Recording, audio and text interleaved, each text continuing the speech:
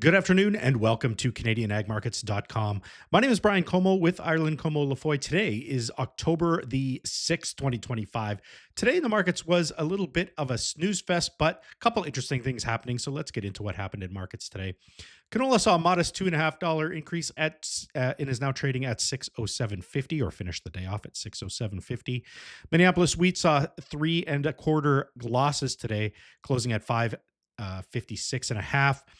Kansas wheat was down 1.5 today at 495 and a half. Chicago wheat was down 2.5 today at 512 and three quarter.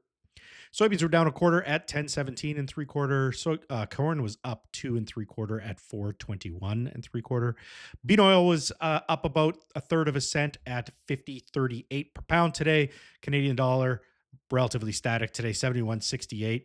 Live cattle up 217 a hundredweight to 236.68, and feeder cattle were up 537.50 to 360.80. I mentioned that it was a bit of a snooze fest, and I think the reason for that is that none of the trading ranges or anything like that really made any kind of material difference today.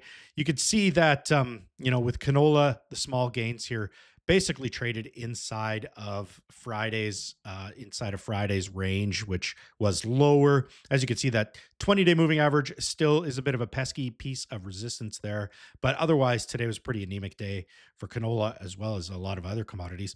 This December spring wheat, it did kind of push not to a new low, but it closed at the lowest close it has for this contract at this point. So that's a little bit concerning, although the market did trade on Thursday a little bit lower. So we're still kind of in that sideways range from the end of last week after the losses seen the week previous and then into the beginning of next week. Here's hard red winter. Again, very low. As you could see, that same day on Wednesday of last week, we did hammer down below 490 in the HRW December contract. If we kind of ignore that, then today's trade is right in that range, but there would be support down in that area if we did sink a little bit, or there should be, you'd think.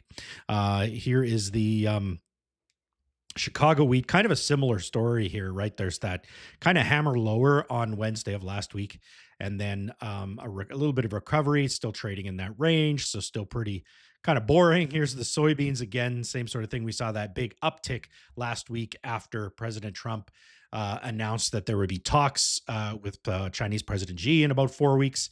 That the market really liked that. Since then, it's kind of faded a little bit down from there, but we did see highs last week in the 1030 area.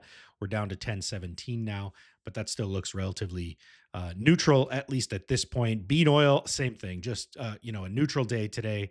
Soybean meal did get a little bit of a reduction here over the last couple of days, but good strong gains were seen into Thursday of last week, and a good recovery on Wednesday of last week as well, same day as the Trump announcement there.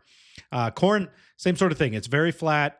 It has kind of been trading on either side of the 20-day moving average. It recently moved lower, but overall, I would call this market pretty neutral. It did, the rally from mid-August to call it mid-September we're still seeing higher values than the lows that we saw at the beginning of August, but it's become a little bit more flat.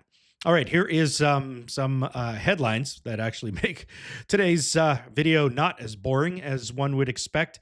It does suggest here that Alberta is almost done harvest. Canola is the last real commodity left to go. 76% is where it's harvested at. The lowest area is actually central, which would be along the Yellowhead corridor where many of our consulting clients are. But even in the piece, we have good amount of harvest completed there. The south obviously has good, northeast, northwest. So it's just kind of that central area that is a little bit concerning and hasn't gotten all their harvest off yet. Here's another graphic that kind of shows a similar thing. We are ahead overall from last year.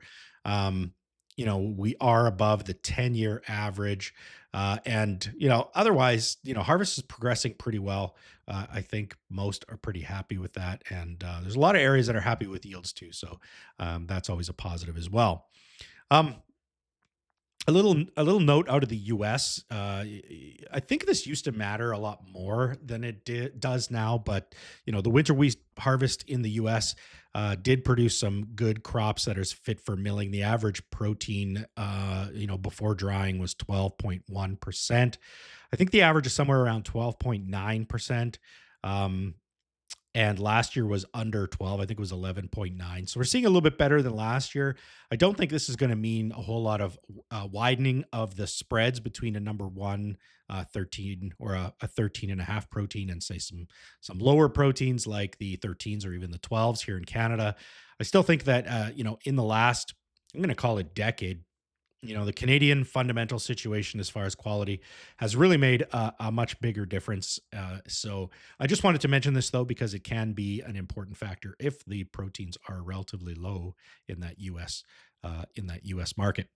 Um, Here's a little warning sign here for us in Canada as far as the biofuels market is concerned. There is a bipartisan contingent of Congress members that have petitioned the EPA, or the Environmental Protection Agency in the US, this week to finalize its proposal for the Renewable Fuel Standard Program, which includes measures to discourage the use of foreign imports in the US biofuel market. So that would include not only biofuels produced in other countries that is imported, but also the materials used to produce biofuels in the United States.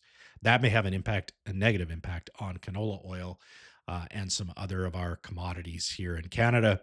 So just wanted to point that out. I think the market is already kind of baking this in, but there's always the opportunity for there to be a shock if the market was still more optimistic than what Congress is proposing here. So just wanted to point that out. All right, make sure you're subscribed to this YouTube channel if you aren't already, and we will see you again tomorrow. Have a great day.